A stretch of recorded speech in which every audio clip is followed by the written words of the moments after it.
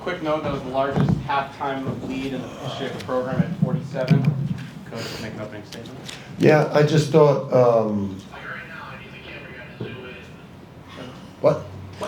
I just felt like we'll take that outside. I just felt we showed an appropriate level of anger and a mindset of like a redemption Friday, just relative to the first official game performance. I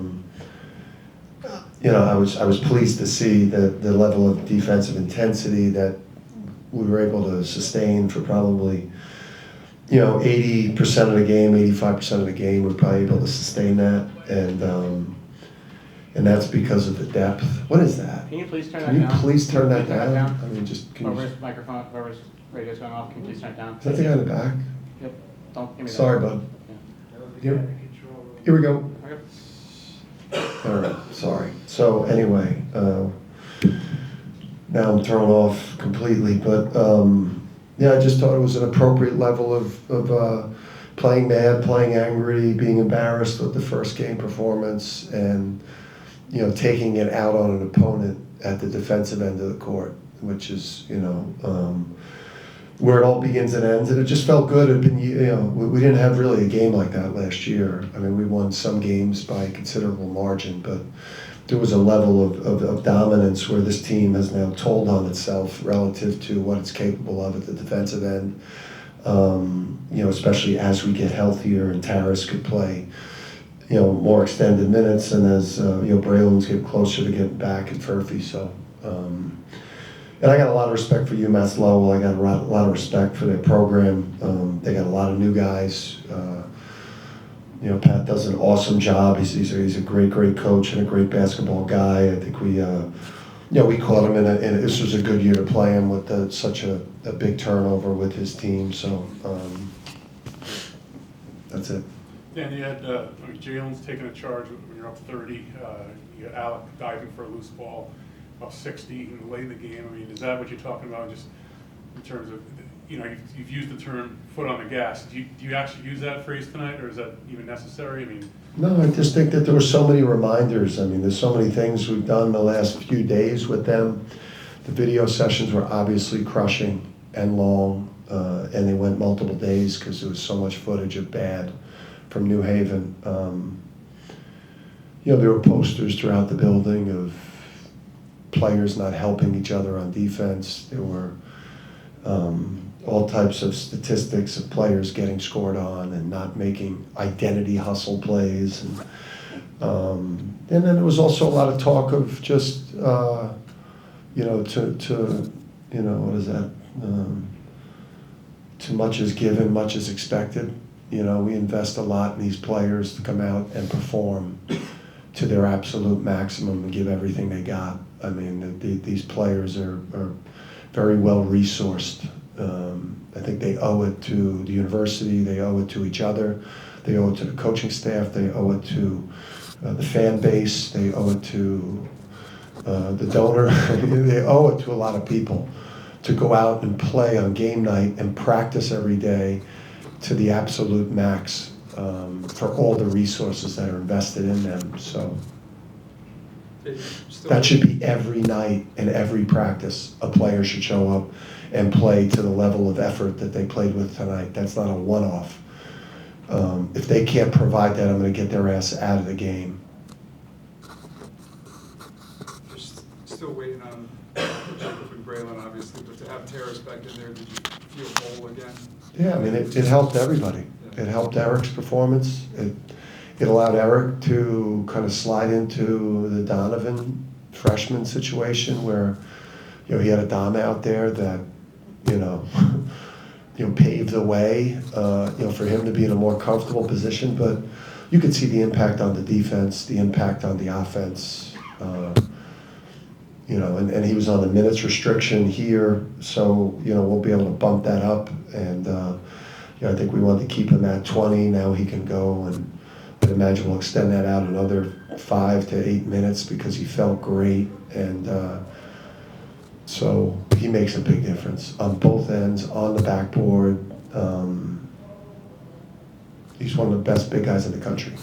Yeah, you mentioned the energy that he brings just when he's in the game. And those 3.5 minutes in when you were already waving on the crowd and getting them going. But, just the way that he started the game, 4 points, 5 rebounds in less than 4 minutes, just what does that do for the rest of the team? I mean, just the confidence level. And again, it's going to help Eric's performance. It's, there's still, a role for Dwayne. I mean, there's still a chance to be able to, play the 3 centers because they all bring different things. But he's got a big personality, and he's what he's developing into potentially. He's got a chance to become a great player this year, and it's such a critical position. And I just. Just him as a human being, his charisma, his personality, he's got a similar life force about him that Donovan brought to the locker room too. The guy never has a bad day, and he knows he's got a chance to become a great player at UConn, become potentially a championship player at UConn, and to become an NBA draft pick this year. So, that's a lot you bring back to the lineup. What have you seen from Silus the way he pushes the pace and impacts the game for you guys?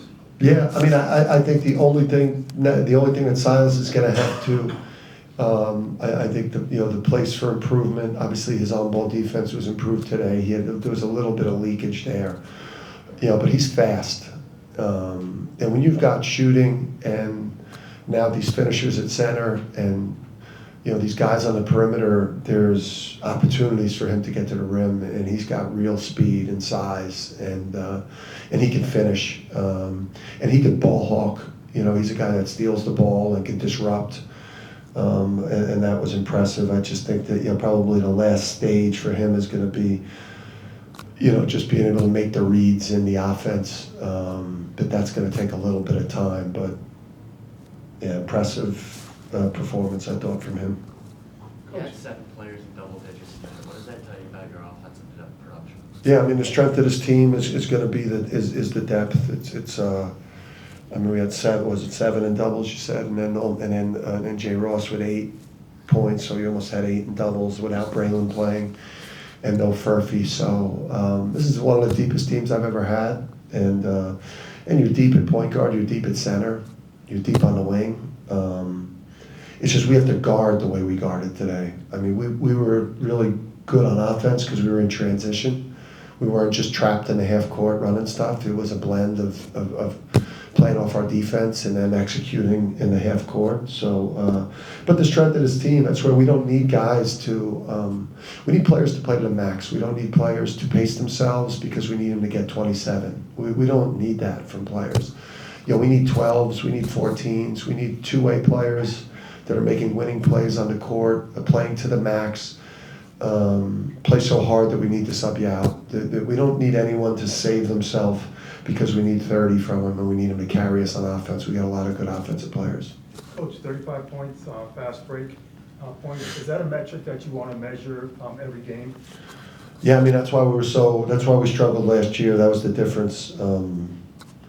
With the 24 and the 23 teams, we were just so efficient in transition. I mean, when we got transition, we were deadly. We struck. I mean, we would just strike in transition. But last year when your defense is dog shit and you're not in transition, you're not forcing the opponent to take bad shots or turn into long rebounds, which turns into advantages. You're not getting the steals and the deflections.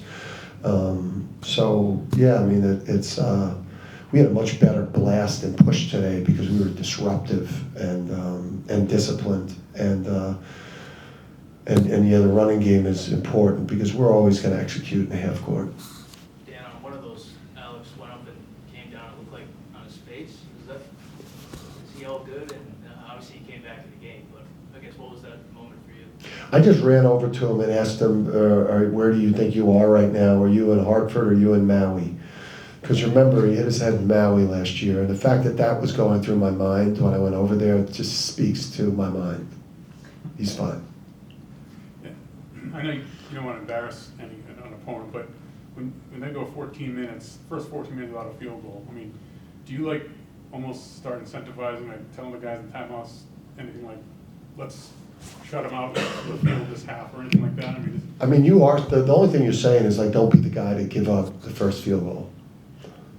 You know, like, don't be the guy to give up the first field goal. And then, you know, you're disappointed that you gave up 32 free throws in the game. Now, again, some of it, I'd like to, you know, some of the second half, you know, free throw line, you know, things I want to see them, because I do think that, like, we do got to get better at walling up at the rim, and we you know, those fouls were committed. We got to clean that stuff up. But yeah, I mean, it was, you know, it's like, you know, you got these games coming up. Columbia, you know, beat a team, you know, beat New Haven better than we beat them. So as far as I'm concerned, Columbia, you know, is the Super Bowl for us on Monday night, and we've got to raise our level of intensity going into that game. I mean, we've got to be, you know, look like a pack of hungry wolves in that one. And then, you know, you got to be able to sustain 40-minute efforts to beat teams like Columbia, and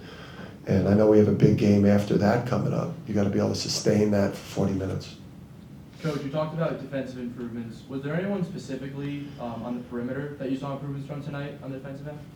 Yeah, I want to see the film, because anytime I say something positive about somebody, I regret it. But I just think that there were, you know, there were Malachi, or I thought Malachi, just being those guys setting the tone for your defensive possession. I thought they were, you know, they established that for us, and then just Taras, I think, just those hard hedges. I mean, we were so disciplined in those hedges, and we were so active with our inside feet, inside hands, and they're really good at hitting a roller, short rolls, quick rolls, slip guys. But we were just so into the ball and so active. I thought Jay Ross was awesome defensively. I thought Jalen Stewart had good moments, but then he gets fatigued out there. Just like, let me tell you something. Like having a guy like Alec, you know, like bringing in a guy like Melander. I mean, that guy, he's a real guy. I mean, he is a real guy. His floor dives, I mean, like one of our, people are going to talk about our best acquisitions. That guy's going to be, when it's all said and done, he's got a chance to be one of the best acquisitions that we brought into the program. That guy, he's a real guy. Real guy. Do you still talk to Terrace about Bears, or does he take the right approach to every opportunity? I mean, he's not on the pay no mind list, because I don't talk to injured players. You know, like I don't even acknowledge them. I may fist bump them, but I really don't look them in the eyes or talk to them until they're getting close to being healthy. So, and so now let's start talking about Bears. You mentioned putting posters up on the wall and having long film sessions. Alex seemed after the game like he took it harder than you did.